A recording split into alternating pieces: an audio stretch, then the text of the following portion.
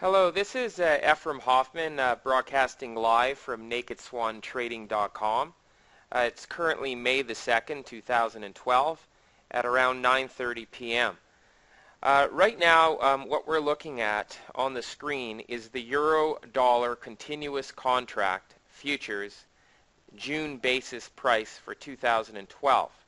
Okay, but I have scrolled it back into the past to what has transpired during the crisis that hit the United States in 2008 and 2009. And what you will see is that during this period, while the U.S. was lowering interest rates, the Eurodollar was rising. And as I scroll forward, you can see it continued rising. And at this point, we are sitting over here at a very, very lofty valuation. I'm going to now zoom in so you can see a clearer picture of what I see going on into the future. But for those of you that are not totally familiar with what the Eurodollar is, it originally was used to indicate U.S. dollar-denominated currency that is basically not held in the United States, but actually held in term deposits, okay, inside non-U.S. Financial and non-U.S. domiciled institutions. Originally, it applied to dollars that were held in European banks, but with the globalization in the world economy, eventually U.S. dollars traveled to different parts of the world and into different institutions that paid a specific yield tied to the foreign rates, and anything now outside of the United States is considered Eurodollars. What do they actually indicate?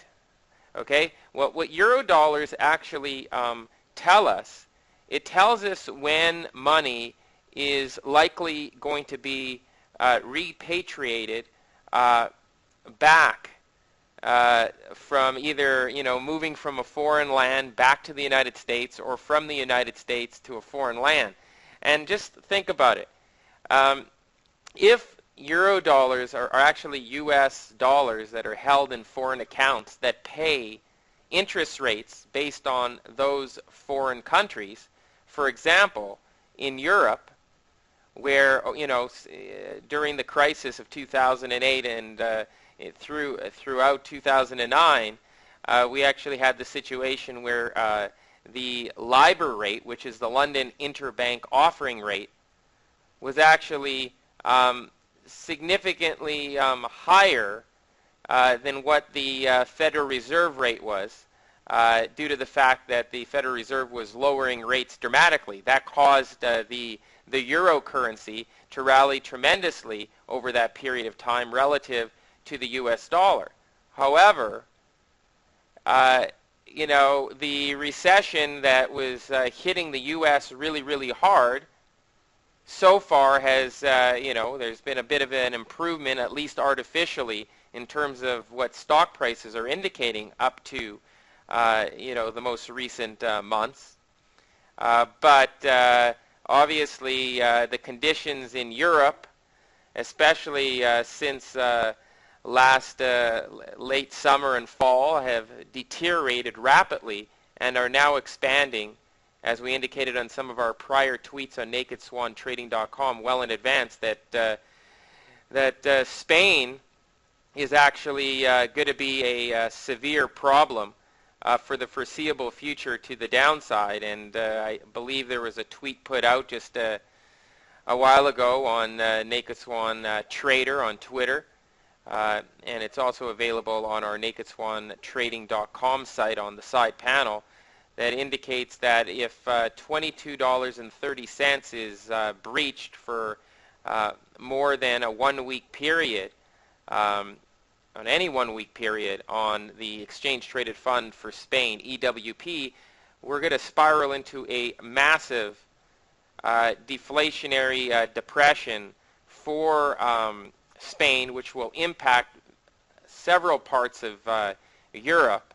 And I do believe that that is why the Eurodollar right now has a signature on our charts indicating a severe crash to the downside that will take place precisely when the price of the June basis Eurodollar future trades underneath 99.4650 for more than 1 day. It would be especially dangerous if that level is taken out to the downside. And it doesn't matter if it's the second time taken out to the downside, but as long as it's taken out to the downside while originally being above that level being 99.4650, and especially if it's taken out to the downside in the June 18th or after or into the August 31st, 2012 area. Okay? In the meantime, if prices get underneath a level of, let's say, 99.4659 for more than 1 day prior to that, then there's a good chance that we're going to be trying to penetrate through that 99.3866. But just because some of these boundaries are kind of sloped down until that period, it's possible that that level could act as artificial support for a very brief period before a devastating crash, which is likely based on our high-definition risk map that is proprietary to nakedswantrading.com and developed over a 16-year period based on quantum decision-making and game theory and behavioral finance applications. And basically, what this is telling us is that there's going to be a situation where you're going to have a gap down in prices to the 99.18 area, and then at best, you know, if that holds, then you're going to have another breakdown after the November period on a close underneath 99.1123. If we get underneath that area for more than 1 day, then we should gap down really, really hard towards the 98.40 area. That does not mean it's the end of the move, but what's really scary about that is that if we scroll back, the last time we were at an area of around 98.40 in this Eurodollar future, that was you know, back in 2010, you know, when in May when we had that big sell-off and the flash crash. So we could easily, you know, portend and go back to those crisis levels, but I would expect it to be much worse than that, and I would actually expect us to correct most of this movement where we actually rallied from 2008. So what this is telling me is that if money is going to be coming out of Eurodollars, and that means since Eurodollars represent term deposits in outside the United States, and especially in Europe, well, just think about it. The only reason why they'd want to be in those term deposits and why money left the United States and why the U.S. currency was dropping in 2008, 2009 is because the rates that people were able to get in the U.S. banks, risk-free rates, were actually extremely low relative to Europe. And if the term deposits are higher outside the U.S., then of course money is going to be flowing, you know, to where they could get term deposits outside of their own country, and yet still denominated in their domestic currency. But now, with the problems going on in Europe, given that these term deposits are based on the LIBOR rate, and the LIBOR rate is likely to be impacted by this crisis, then any kind of liquidity pumping by the European Union to actually artificially keep rates low, just like what the United States did, but except I believe it'll be in a much larger form, just because of instead of just companies going under, you're talking about sovereign nations going under, and some very large ones, like I believe Spain is a real problem. I'm not necessarily saying they go under, but they're going to require a tremendous bailout so that they don't go into an extreme depression. I'm not sure exactly whether they'll be able to avoid that given that our expectations are that the EWP could go as low as $5 or less to at best $10, and we're currently sitting in the mid-20s, so that is a severe blow to their equity market. And obviously the debt markets are going to demonstrate that, that what's happening in Europe is going to have to be reflected in the Eurodollar. And what's going to happen is money is going to leave the European banks in terms of U.S. denominated currency. That is going to make it even harder for them to finance their situation.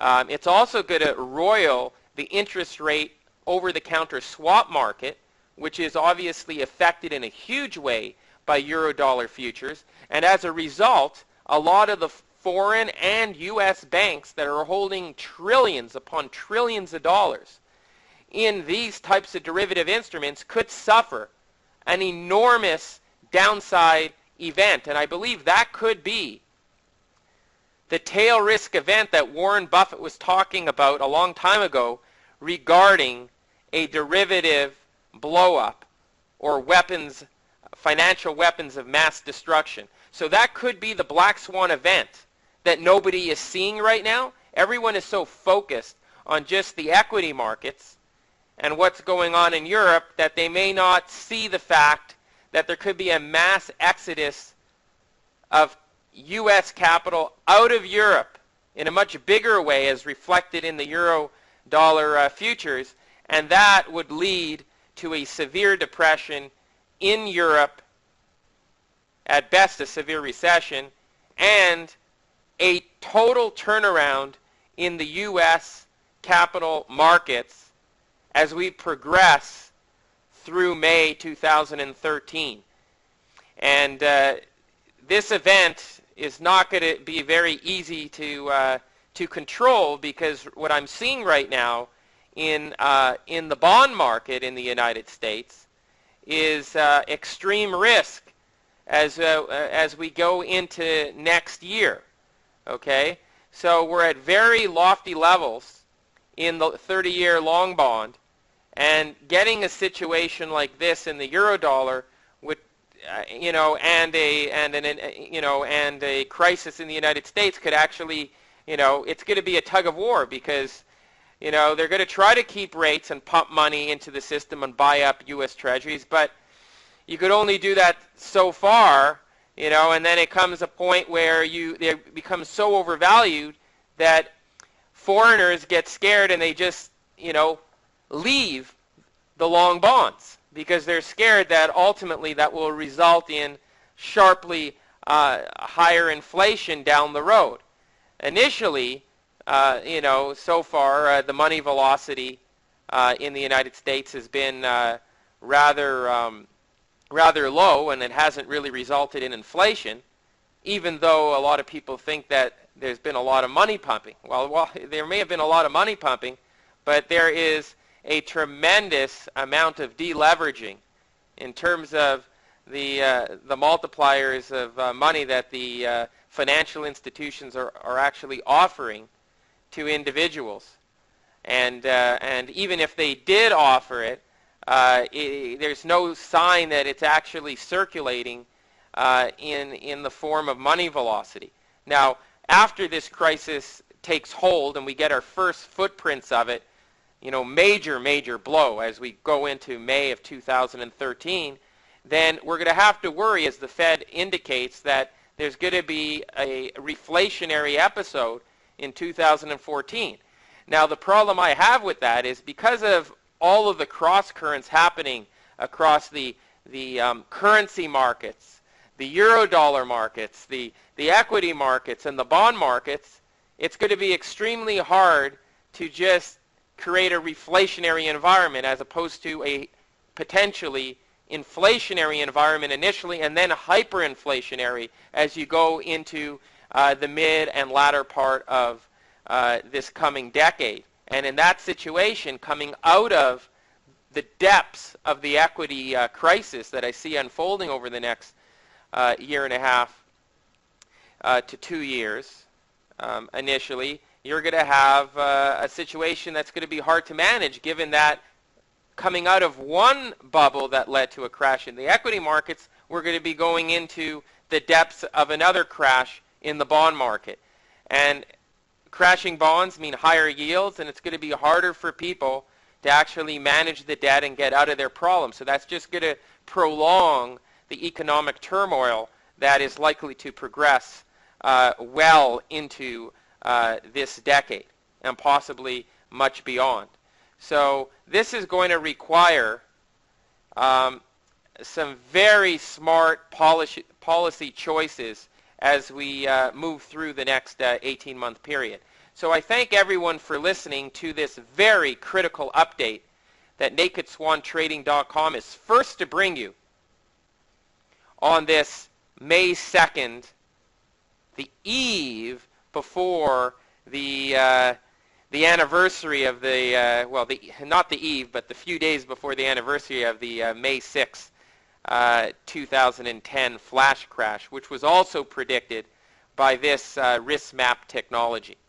So I thank you all for attending and look forward to receiving future trend pieces on Twitter, as well as on our website at NakedSwanTrading.com, as well as on our feed at Naked Swan Trader, and on we're also on StockTwits.com and under Global Macro, and as well as the Risk Box. So thank you for listening, and stay tuned in the coming days.